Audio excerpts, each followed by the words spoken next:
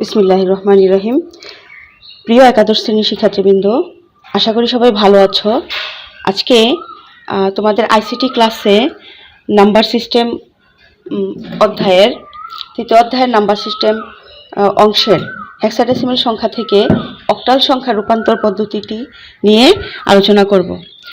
আচ্ছা, দেখো, আমাদের পরীক্ষায় প্রায় আসে হেক্সাডেসিমাল সংখ্যা থেকে অক্টাল সংখ্যায় রূপান্তর। একটি উদ্দীপকে একটি হেক্সাডেসিমাল সংখ্যা দেওয়া থাকে এবং বলা হয় যে এর অক্টাল মান নির্ণয় করো, অক্টালের মান কত হবে। আচ্ছা, তো আমরা হেক্সাডেসিমাল থেকে অক্টাল সংখ্যায় রূপান্তর করার সময় যেটা খেয়াল রাখবো সেটা হচ্ছে হেক্সাডেসিমাল সংখ্যা থেকে সরাসরি অক্টাল কখনোই করব না। আমরা প্রথমে ডেসিমাল মান নির্ণয় করব, তারপরে অক্টাল সংখ্যায় রূপান্তর করব। আচ্ছা, তো একটি হেক্সাডেসিমাল সংখ্যা যেমন দেখো 5D, আমি একটু বড় সংখ্যায় নিচ্ছি। পরীক্ষায় সাধারণত 2 ডিজিটের সংখ্যাগুলোই আসে, আমি আজকে 3 ডিজিটের সংখ্যা এবং ভগ্নাংশ সহই করে দেখাচ্ছি।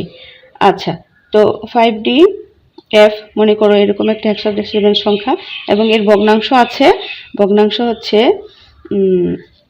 3A। আচ্ছা, পূর্ণাংশ ভগ্নাংশ নিয়েই আমরা অঙ্কটি করব। এই হেক্সাডেসিমাল সংখ্যা এর অক্টাল মান কত? এর অক্টাল মান কত? আমরা একটি হেক্সাডেসিমাল সংখ্যা থেকে সরাসরি অক্টাল করব না, আমরা লিখব যে এর প্রথমে ডেসিমাল মান বা দশমিক মান নির্ণয় করে তারপর অক্টাল নির্ণয় করা হলো। তাহলে আমরা লিখব 5DF.3A হেক্সাডেসিমাল এর মান প্রথমে দশমিকও লিখতে পারি, ডেসিমেলও নিতে পারি, দশমিক সংখ্যায় রূপান্তর করে অক্টাল মান নির্ণয় করা হলো। আচ্ছা, তো আমরা এটা লিখলাম তোমাদের মনে রাখার জন্য। আচ্ছা, তাহলে আমরা এই প্রথমে দশমিক করব। দশমিক, যে কোনো সংখ্যাকে দশমিকে রূপান্তর করতে হলে সংখ্যাটিকে তার ভিত্তি বা বেস দ্বারা সংখ্যাটির অঙ্কগুলোকে গুণ করতে হয়, আমরা সেভাবেই করব। তাহলে এখানে হচ্ছে 5DF.3A, একে প্রত্যেকটি বিটকে তার ভিত্তি দ্বারা গুণ করব। 5 × 16 প্লাস D × 16। প্রথমে আমরা যেই এখানে বিট যা যা থাকবে তাই লিখব, পরে আমরা ABCD এগুলোর মান পরের লাইনে লিখব। আচ্ছা, প্লাস এখানে F × 16 প্লাস ভগ্নাংশকে কি করতে হয়? হ্যাঁ, ভগ্নাংশকে ভাগ করতে হয়। 3/16 প্লাস A/16। আচ্ছা, শিক্ষার্থীবৃন্দ, আমরা এ পর্যায়ে পাওয়ার লিখব 0, 1, 2 এবং এখানে 1 এবং 2। আচ্ছা, তো আমাদের ক্যালকুলেটর সাহায্য নিতে হবে। 5, প্রথমে আমরা 5 এখানে স্কোয়ার ভাঙবো, 16কে 16 × 16 কত আসবে? 256। আচ্ছা, প্লাস এখানে এসে আমরা ডি এর মানটি লিখব। আমরা যখনই হেক্সাডেসিমাল অঙ্ক করি তখনই খাতার কোথাও না কোথাও মানগুলি লিখে নিব। তো আমরা জানি ডি এর মান হচ্ছে 13 × 16, একে 16 প্লাস এফ এর মান আমরা জানি 15 × 1 প্লাস 3 এখানে 16 একে 16ই হবে, প্লাস এখানে এর মান আমরা লিখবো, আমরা এর মান জানি কত? 10। আচ্ছা, 16কে 16 দিয়ে গুণ করলে একটু আগে করেছি 256। দেখো, তারপর এখন আমরা গুণ করব। গুণ করে 256 × 5 1280। তারপর 13 × 16 208 প্লাস 15 × 1 মানে 15 একে 15ই হয়, প্লাস এখানে আমরা ভাগ করব। এখানে ভাগ করব 3/16 আসবে 0.187, 3 ঘর লিখলেই হবে, প্লাস এখানে 10 ভাগ হচ্ছে 256। আচ্ছা, এখানে আসবে 0.039। আচ্ছা, এবার আমরা টানা যোগ করব।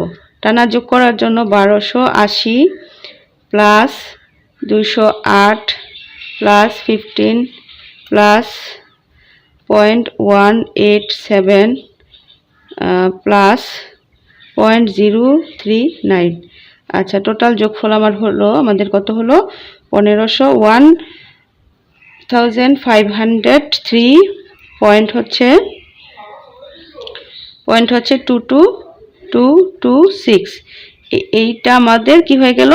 ডেসিমেল সংখ্যায় রূপান্তর হয়ে গেল। এখন এই ডেসিমেল সংখ্যাটিকে আমরা অক্টালে রূপান্তর করব।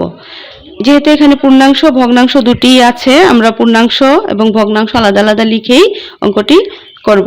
আচ্ছা, তাহলে আমরা এখানে পর্যায় করি, লিখব পূর্ণাংশ কত? পূর্ণাংশ হচ্ছে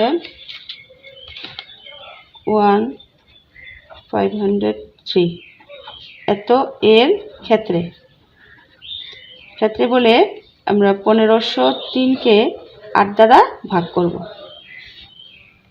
আচ্ছা, 8 দ্বারা ভাগ করব। 8 দ্বারা ভাগ করছি। 1503 ভাগ হচ্ছে 8। আমার ফল আসবে 187। অবশিষ্ট কত আমরা বের করব কিভাবে? এই দুটোকে আবার গুণ করে এটা থেকে বিয়োগ করব। 187 ইন্টু হচ্ছে 8 মাইনাস 1503 কত আসে? 7। তাহলে এটার অবশিষ্ট 7। আবার এর দ্বারা ভাগ করব। 187 ভাগ 8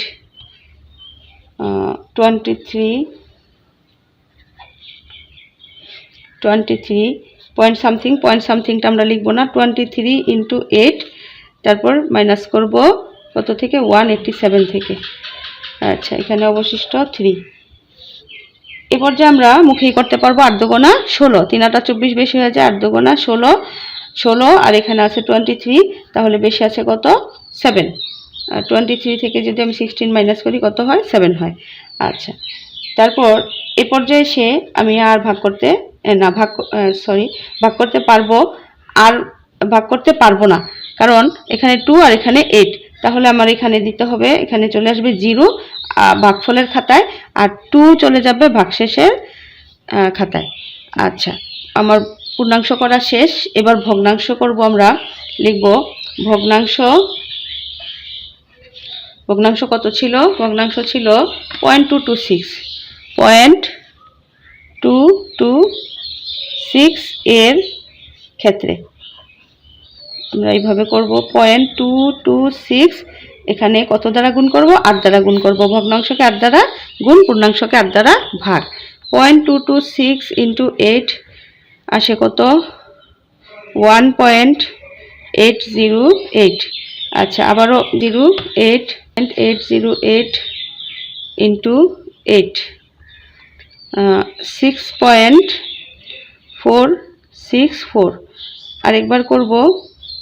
বুঝতে পারছি এটা ভগ্নাংশটা শেষ হবে না, মানে ভগ্নাংশটা কখনোই শূন্য হবে না। তো শূন্য না হলে আমরা সব 3 বার বা 4 বার করে স্টপ করে দিব। আচ্ছা, 0.464 ইন্টু 8 ইকুয়াল আসে 3.712। আচ্ছা শিক্ষার্থীবৃন্দ, আমরা বুঝতে পারছি এখানে 0 হবে না কখনোই। তো আমরা এইটুক করেই স্টপ করে দিতে পারি। এবার আমরা ফলাফলটা লিখব। কি ফলাফলটা কি ছিল? আমার অঙ্কটা ছিল 5DF.3a। 5DF.3a এ ছিল হেক্সাডেসিমাল সংখ্যা। এর অক্টাল মান আমরা পেয়েছি, এটা লিখব নিচ থেকে 2737 এটা লিখব উপর থেকে 163।